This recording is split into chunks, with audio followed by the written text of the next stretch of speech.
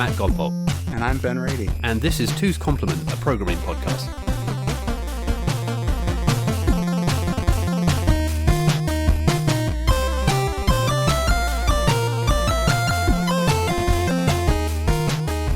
Hey Ben, the last few episodes we've been talking about testing, and it occurs to me that we're leaving a lot undiscussed because I think, as we've said before, my intro to testing was all about handing off a video game partially written to some poor person who was going to be sitting and playing it for 4 hours while videotaping in case it went wrong, which is not ideal, but it's all I had for the first sort of decade. Mm-hmm. I know that you have some opinions about this. Well, so there's nothing immediately or inherently wrong with that. I think that the key thing, and we've talked about this a few times, is finding a way to get some confidence, right? Like confident that your code works. Confidence means the ability or the feeling that you're ready to move forward with whatever the next step is, right? And so there's lots of different ways to get there. And I actually think one of the most essential ways is being able to do manual testing.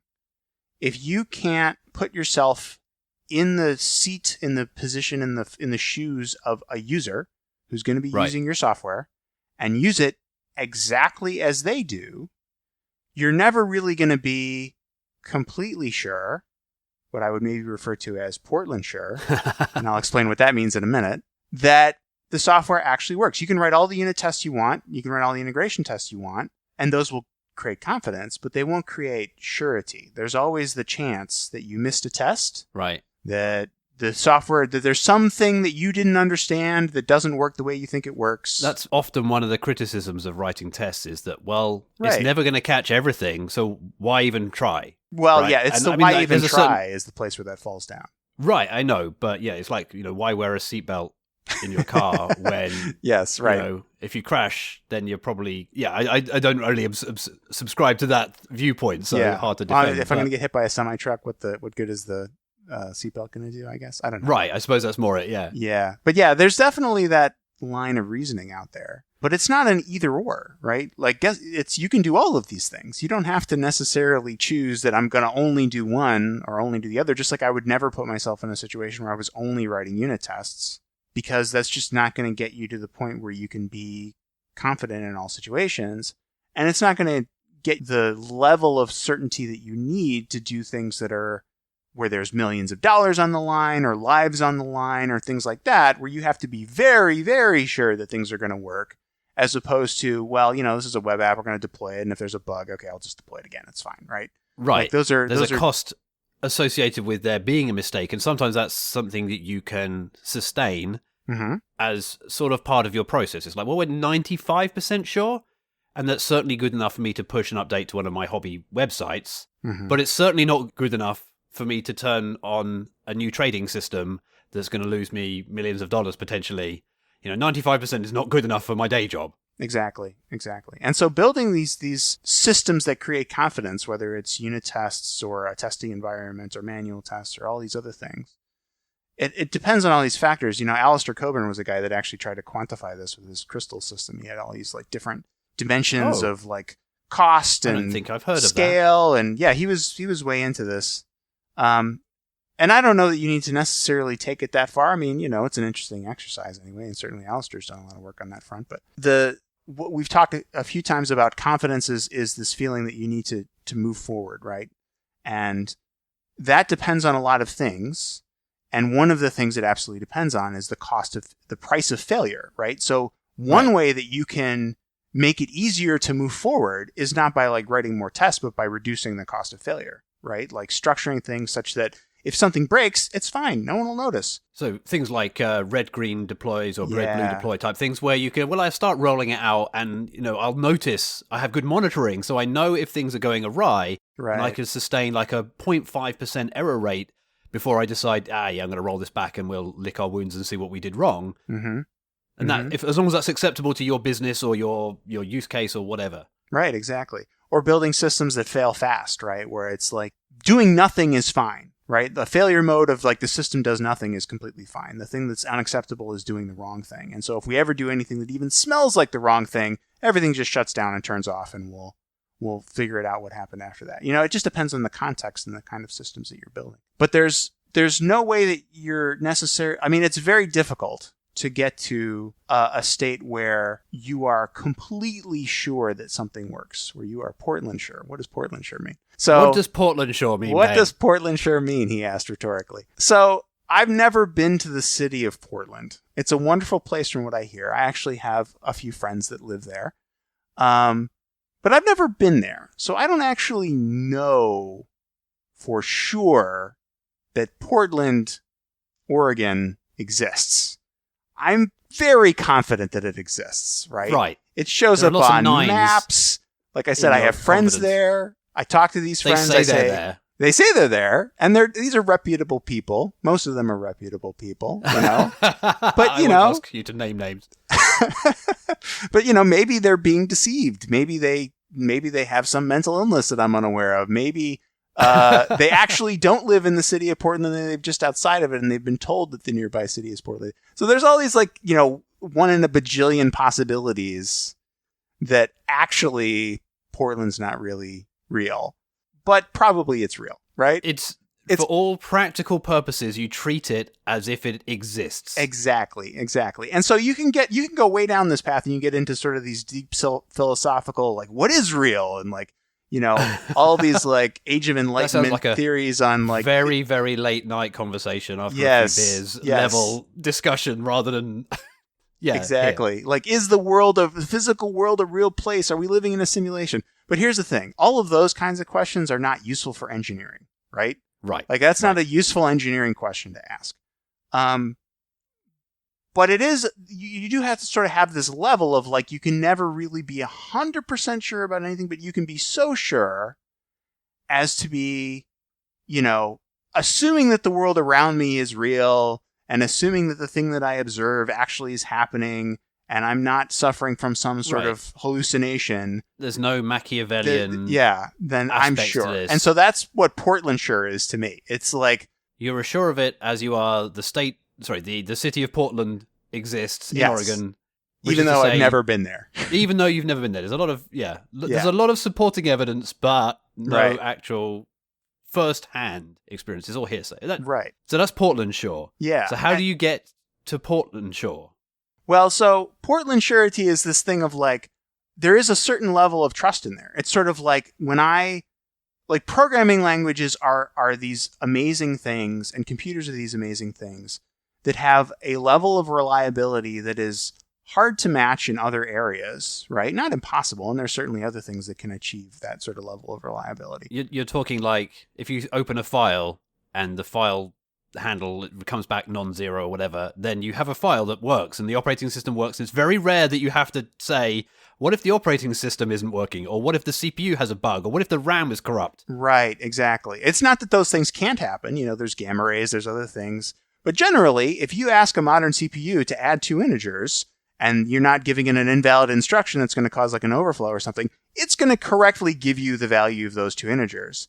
And questioning whether or not that is actually going to happen is about as useful as questioning whether or not the city of Portland exists, right? Like, from an engineering perspective, you know, maybe that's an exercise that you want to do at some point, and it is not totally impossible that couldn't happen. We all have war stories, right, where we've ended up finding, and it was a bug in the kernel. Right. But that those are few and far between. Yes. And if you spent all of your time getting that level of confidence where you were, like, you know, checking every single one of these things, and there's like millions of them, right? Like, very few people, you are one of the few people that I know that actually dive so deeply down into the inner workings of how computers actually work at, like, the level of the silicon to be even able to answer these questions, let alone be able to, you know, verify that it really works the way that you think it works, right? Right. And, you know, there's only so many things in the world that you can do that with, right? Like, you can't do that for everything. And so, like, understanding how everything works is just it's not practical from an engineering standpoint. So my point here is, when I say I'm Portland sure about something, I'm as sure about this as the city of Portland. It means I've dug down to the necessary levels of abstraction, the one that's that inner sense of mine that has seen those kernel bugs and has seen, you know, all those sort of weird one-off errors that happen sometimes. Let's just assume it isn't a broken operating system right now. It's more likely to be the threading code we just added. Right, exactly. So, like, developing that is really important. And so, like, One of the ways you can do that is with automated tests. And this is, when you say developing that, you mean developing the matching of the faith with in the system with the that risk. Is correct. That sort of cost of failure that we were just talking about. Like, has my level of confidence risen to the point where this is now safe enough to move forward? You know, can I drive through that intersection with the green light with enough confidence that I'm not going to get hit by a truck, right? The cost of failure there is really high, so your confidence needs to be high, right? If it's, walking out onto the sidewalk, it's like, well, if a bicycle's coming along and they hit me, that's not going to be the end of the world. So I'm just going to keep my AirPods in my ears and keep walking, right? Like, those are different levels of failure cost. The trade-off between the certainty that you're right and the cost of being wrong. Mm-hmm. There's a sort of, Yeah. So you're developing. I interrupted you. You were talking about like unit tests are just one part of developing a sense that an appropriate level of confidence that your code is correct. Mm-hmm. Mm-hmm. But what other things can there be? I mean, obviously we've just talked about, we started with manual testing. That is an obvious thing that I would do if I have just made a change to a piece of code. Mm-hmm. Then I'm going to run it. Maybe I'm going to step through it in the debugger. Maybe just go through and see line by line, is it doing broadly what I would expect it to do under the test circumstances that I have created for it? If it's a web app, I'll load it up in the browser and I'll look at the JavaScript error console and I'll click on a few things that I know are problematic and just develop a little bit of a sense of, is it okay? It's the thing about that is it's hard to communicate to other people. Like, I work on a hobby project which is web-based. I know the things that I randomly click on that have gone wrong in the past. And I've written down a few of them, but I don't have that nice sense of a safety belt of an automated version of it. I've tried to create one of those, and it was difficult to make and hard to keep up to date. And ultimately, I don't think gave me the surety that I was expecting it compared to the pain of keeping it up to date. Mm-hmm. Mm-hmm. But it was intersubjective. I could say to other people who are working on the same code base, hey, deploy to the staging environment, run these tests against the staging environment, and then you're pretty sure that the staging environment is going to work when we promote it to production. But ultimately, those have atrophied, and I think really it comes back to your original thought. The cost of me getting it wrong is egg on my face, not lost business, not lost revenue, not trust really going. So I can afford to make it the odd mistake in my particular case. But maybe if you are, if you're a government website, you do need to be up all the time. Or if you're... I mean, have you seen many government websites? They're not really all that great. That's... Yeah, okay. I was trying to think of something for which, the certainty of it being up was important. Government sprang to mind, but your point is valid. Yeah.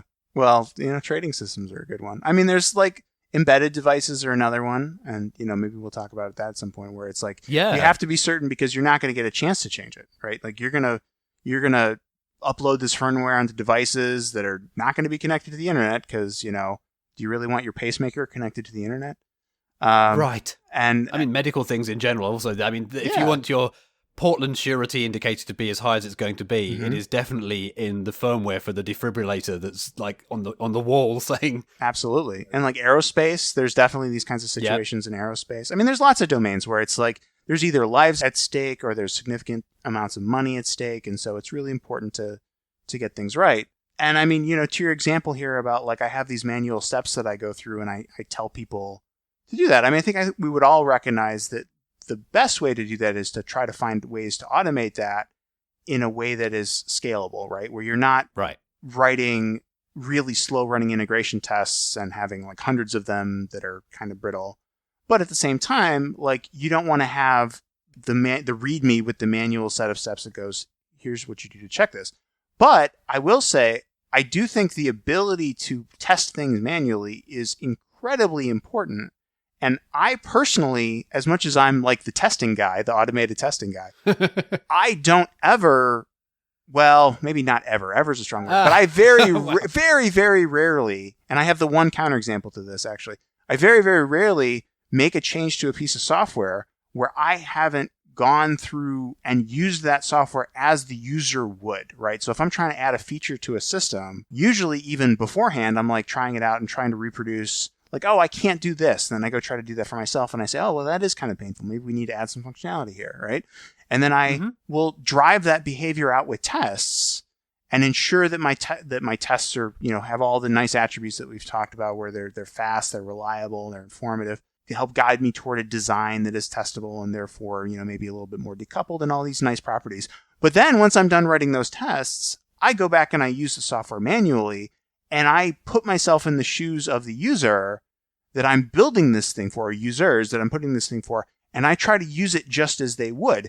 And if I find that difficult to do, because, for example, I don't have access to the production data that they have, or I don't have an environment that's realistic, or I have a device that's different, I solve that problem. I go and I get the data, or Right. I change the software so that I can connect to a production environment in a safe way and use the data. That's a trick. I mean, that's it. Like read-only access to a production database that's like a mirror of your prod database is a great technique for this. There's lots of other techniques for this. Right. But being able to use the software as your users is using it, that's how you find the missing tests, right? Those unit tests that you didn't realize you needed to write. That's how you find them. But you should only ever do that once. The purpose of that exercise is to give yourself that sort of Portland surety that when you go and you tell some user, whether it's directly face-to-face or with an email marketing broadcast that says, hey, check out our cool new features, you are really sure that that stuff works because you've seen it work, right? But you only ever want to do that once. And then you take that knowledge that you learned by doing that and figuring out, oh, actually, this doesn't work in this case. And you go back and encode that into the tests so that not every person that comes after you has to follow those manual steps again. You've taken that confidence and you've put it intersubjectively into the code. So now everyone can share your confidence because you've kind of put it into the tests, right? Right. You've seen it work for yourself and you've recorded that in the tests. So the one situation where I will usually not do any sort of manual testing when I'm fixing a bug specifically is when I have a stack trace that shows exactly what the bug was, and the stack trace has some unique elements in it, right? Like it's hitting a piece of code that is not often traveled or, is pretty deep and can show like a particular path. And if I can write a unit test that completely reproduces that stack trace to where it's like almost or exactly identical, right, that usually gives me enough confidence to then fix the bug and make the test pass and then just commit and deploy and not actually have to reproduce the bug manually first and then fix it and then go try again and confirm that I've fixed the bug. Because usually those stack traces, depending on exactly what they are and what path they're taking through the code, if you can reproduce it, like, it's a pretty good indication. It does sound slightly pipe dreamy for some of the things that I'm involved with, just because of the number of moving parts. So the pipe dreamy thing is interesting, right? So I think you have to address those things as they come up. And I think that, part of the skill of writing these kinds of tests is starting with the assumption that given enough effort, this is almost always possible, and then sort of backing off from there and finding the sort of the right level of effort to put into it where you can maintain, because the key thing is that you want to be able to maintain the sense of confidence among yourself and your team that if you have whatever your process is, whether it's run a CI environment with a whole bunch of unit tests and then do some limited amount of integration or manual testing or whatever it is, but if you follow the process, that you will achieve a result that is good enough to move forward. So that's not complete certainty of no failures, right? But it's given our environment and given our risk tolerance and given our failure costs. If you follow the process, you achieve the right level of risk, right? Mm-hmm. Okay. And if you're finding that you can't, that after you're done following the process, you're like, maybe I'll check a few more things, right? You need to listen to that and say, okay, the thing that I should do is, okay, for this immediate thing that I need to do, maybe check a few more things. But then right after that, I need to make some improvements to our process, whether it's writing more tests or, one way that you can talk about, you can address some of this is by adding observability to your systems, right? Maybe I can't write the unit tests to tell me for this huge production environment with thousands of servers that if I were to replicate would double my AWS costs, and I don't really want to deal with right now, right? I'm sure you can relate to this. That's exactly where all these things are coming from, that sort of sense. Yeah. So if you can't get that level of confidence just from unit tests because of the nature and the cost of your environment, Another way to get that level of confidence is through observability. So maybe you deploy this new thing and you have some, and we can talk about lots of different ways to get observability, but like one would be adding in structured logging, right? So you have a special structured log that all of your applications write to that lets you gather certain metrics about what the software is doing, how it's behaving. Maybe it's error rates. Maybe it's like, oh, I know that there's a queue over here that takes these incoming messages. And I just potentially change the number of incoming messages. So what I really want is an ability to see the size of that queue as I roll this thing out, and as it starts propagating to all these different servers. Is that queue starting to grow? And if it is, I'm gonna roll this back. So that implies a whole bunch of things. It does. The ability to roll back. Yes, I was going to say that was the first thing that came to me, because like oftentimes by the time you've hit the big red button, maybe it's not so easy to unhit the big red button, right? Right. So this gets back to this whole thing of like, in order to move forward, you have to have confidence. You have to reach that level of safety. One way to get that is writing tests. Another way to get that is to make it real easy to roll back. So you put in the effort to build those systems that are easy to roll back so that, okay, well, our unit test coverage in this area isn't great. I'm going to add a little bit of observability here. I'm going to mix that in with a little bit of rollback magic. And so I can get that confidence to deploy. I'll just, push deploy, we're good, because I can see very quickly if this doesn't work, I can undo it, and I have confidence that it's going to undo properly. That's kind of a third dimension to the sort of confidence versus cost of getting it wrong.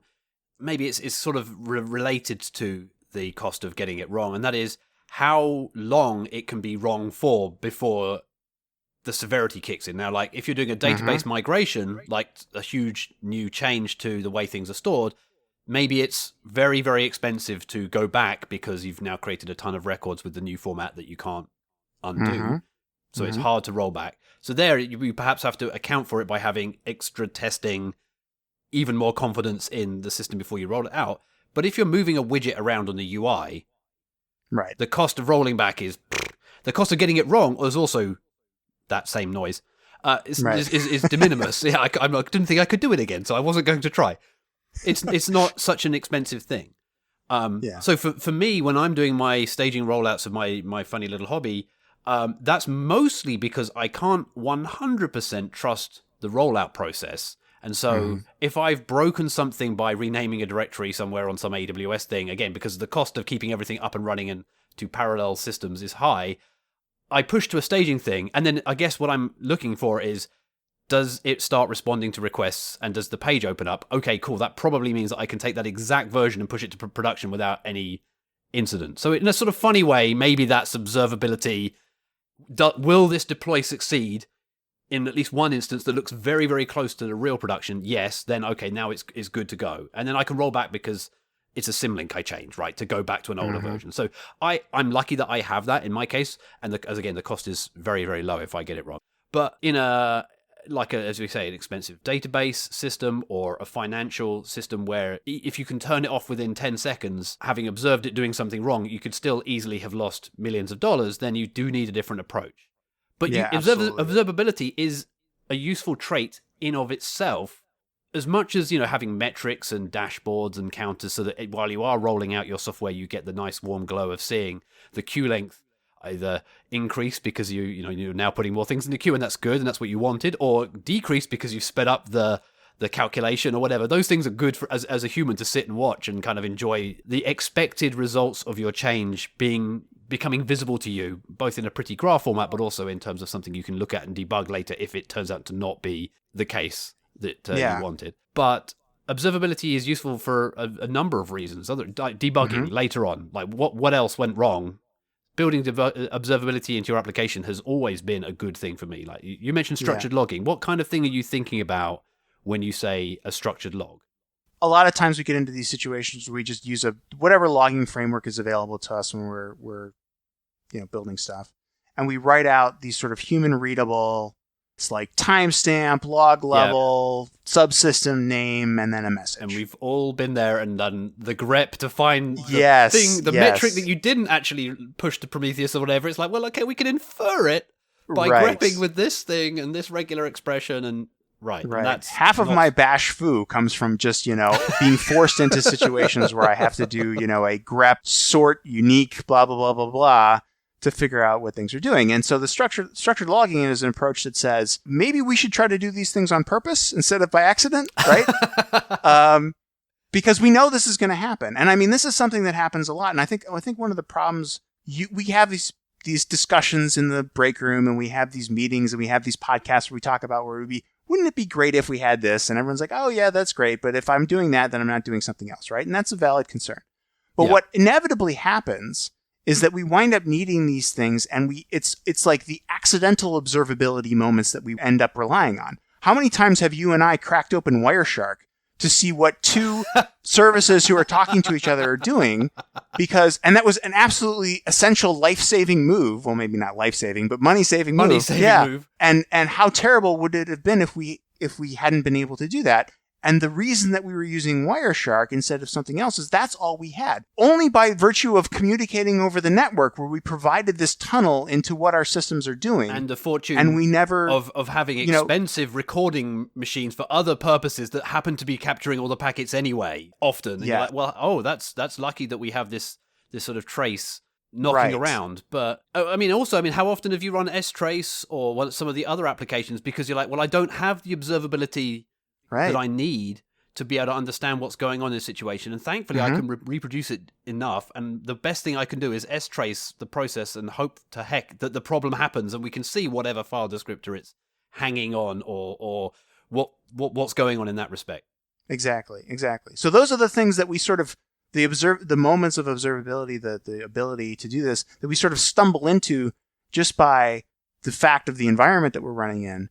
And so structured logging, I think, is one example where you could say, like, no, what if we actually did this intentionally, right? What if we built the system with these needs in mind that we know we have? We know we're going to need this stuff, right? It's just a question of what tools do we have at our disposal to get it.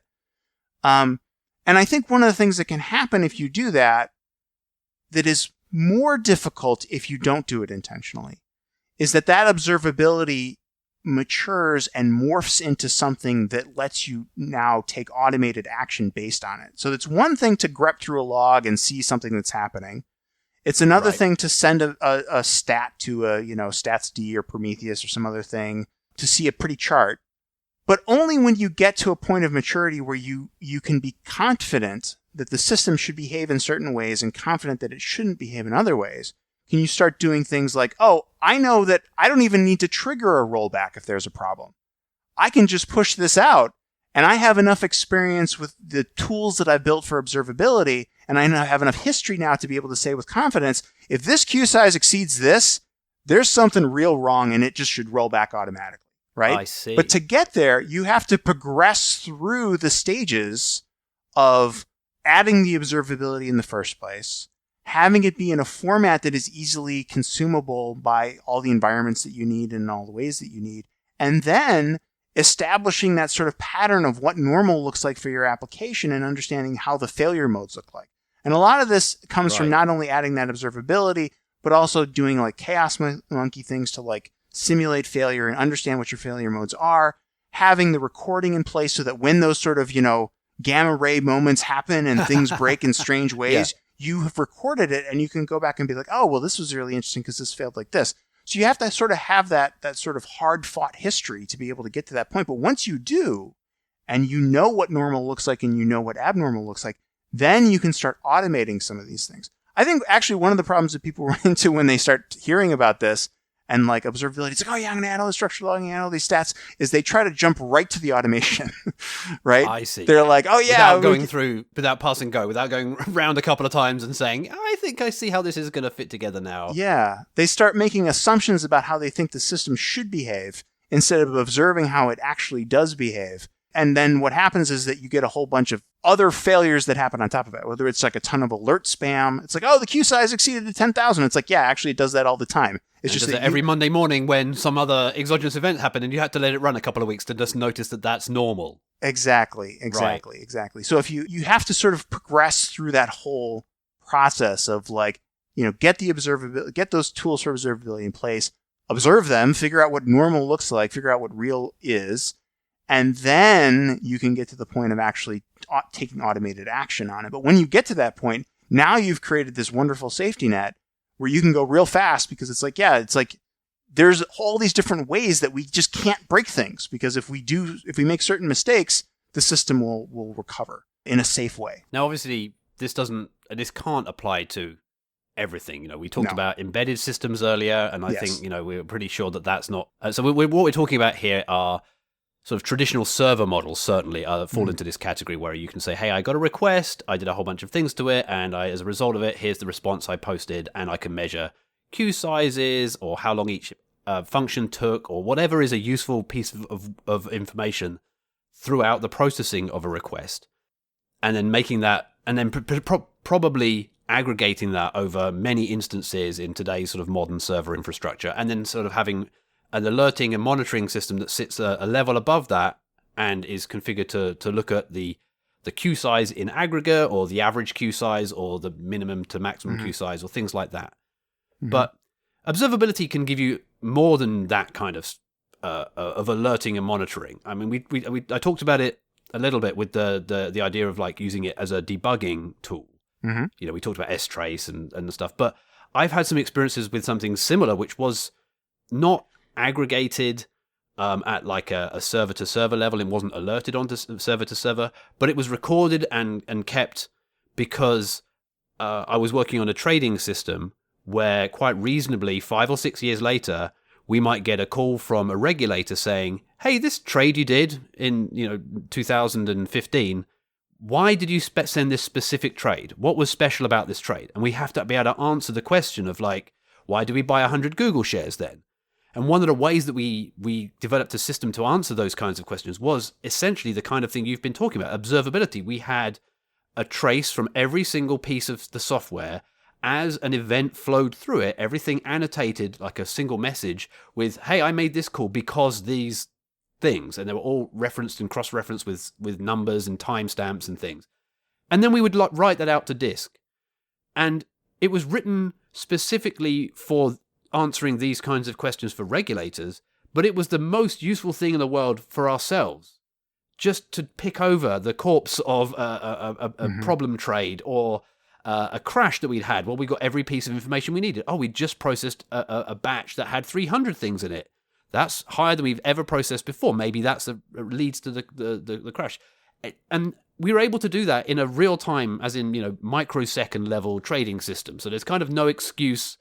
Well, that's not true. There's always an excuse to not expend engineering effort, but like it can be done. You can make it a high enough priority to keep track of the decisions you're making and gather observability, even when you're worrying about microseconds in terms of latency. Yeah. So that for me was super useful. And now I kind of look for that level of observability in almost everything that I come to. And very few things have that, but very few things also have this sort of very straight, one piece of information comes in, calculations happen, one outcome comes out the other side. It's not we're not always in that set position. So, but yeah, observability is fascinating, and I hadn't really thought of it in terms of taking it to the alert level before, where the very fact that you can develop security about what your system does can give you the faith in your system. Not in your system, but the faith in the deployment of the system. You will quickly know whether you got it right or not, and then you can roll it back. And those are all kind of interlinked in terms of the confidence of being able to move forward. Right. There's some deep relationships there for sure. And I mean, you kind of were in the interesting position of you were forced to build that observability into your system for a regulatory reason. But once you got it, it was like, you can never take this away from me, right? Like Exactly. It was such a wonderful thing. It's like almost anyone who knows how to use strace beyond like man strace and like looking at the first thing, now suddenly you have a new thing in your arsenal for debugging almost everything. Like it's the first thing you do, like, well, this is weird. I will just run strace on it. And having that level of observability and that level of information, I guess to your point earlier, similarly, Wireshark, right? Once you've worked out Wireshark, it's amazing how many things I solve with Wireshark these days. Oh, why can't I see this thing on my home network? Oh, I know, I just run Wireshark. And it's like, well, that's crazy. Why are you using this tool to do that? Well, because it answers the question. Yes. No one gave me this information, but they're telling me, but not explicitly. And I can find that information if I use the right tool.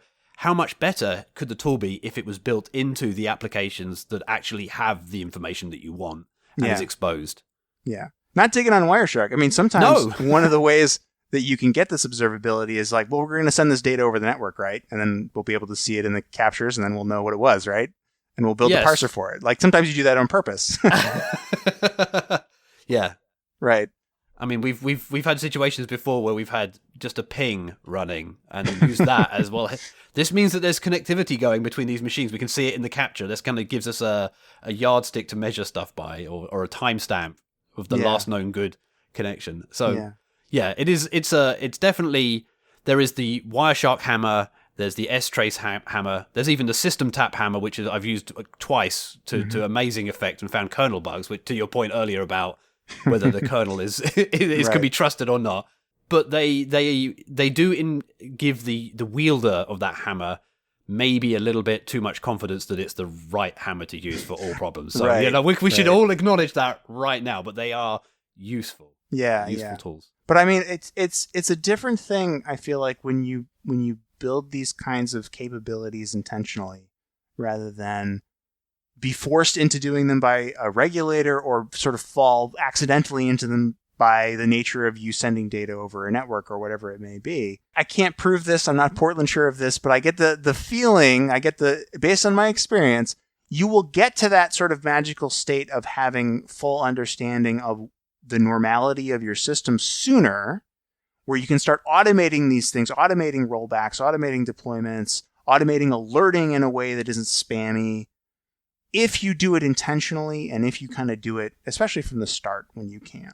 And then the other thing that I kind of wonder about on this topic is, I was saying before, we want to put ourselves in the seat of a user that's using our software, right? And, we've been talking for the last few minutes now about observability.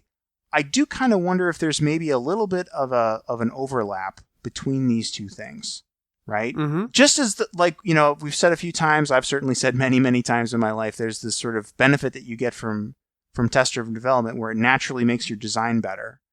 I wonder if there is sort of this natural thing where like adding observability to a system makes it easier for you to put yourself in the seat of a user, because a lot of times, if you want to reproduce what a user has done, you kind of need to rearrange the matrix, so to speak, right? Like you need to put this data over here and you need to have this thing be in this state, and you need to be able to sort of manipulate the environment that you're in to reproduce what the user was doing at the time.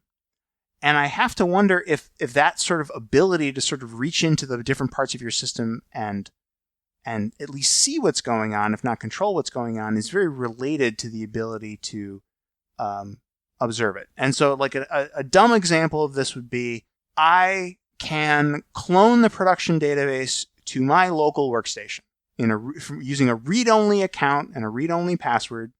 Maybe it's even from a mirror of the production database that has yesterday's data in it. And I can clone that out of my local workstation. And we have whatever procedures are in place, and everybody's comfortable with the idea that I can do this. There's no sensitive data in there. Or whatever. Yeah. Some magical. Yeah, it's been scrubbed if that's what needs to happen. The minimum amount of scrubbing necessary, but we've making sure that there's no personally identifiable information or whatever constraints are for your problem. I can do it, right? Yep. I can then go in and I can monkey with that data to experiment and figure out what I think happened to this one user one time that caused this stack trace to happen, that is now sitting in my Jira ticket or whatever it is, saying like, hey, we got this bug. I can then mess around with that data until I can use it and reproduce the stack trace. And if that stack trace matches exactly, I am very confident that I have now reproduced this bug. And that means that I know what data was in the database at the time that caused it. And that means that when I fix it, I can go back and follow that same series of steps. And if I don't see the stack trace, if it doesn't error, I can be very confident that I've fixed it. Yep. The ability to do that, I feel like, is not all that different from the kind of things that you would normally build into most systems to make them more observable, right? Because the whole what about PII? We can't take all this data and just shove it into this whole system where anybody can see it, because then all the personally identifiable information using acronyms. Yes, now, thank right? you for yes. Yeah. All the personally identifiable information will leak out, and that you can't have that from a regulatory problem or from a legal thing. Okay, well, we're going to have to solve that problem anyway, because we need it to be observable and we need it to be manually testable. We need our developers to be able to put themselves in the shoes of a person who's using the system. So again, this is something that I'm less sure about. I'm very sure that there's this overlap between testing and good design. I'm less sure about this, but I'm starting to wonder if there is a little bit of like, once you start adding in these hooks and once you start sort of thinking in this way where systems are decoupled enough and then the connections between them have this observability property to them, or they have this sort of like capturable property to them, this savable, storable property.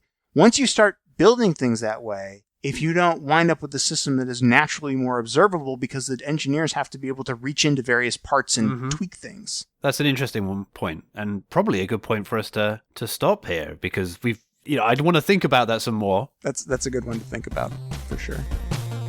You've been listening to Two's Complement, a programming podcast by Ben Rady and Matt Godbold.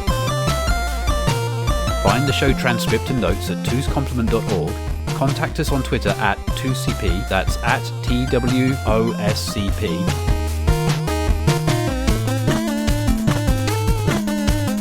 Theme music by Inverse Phase, inversephase.com.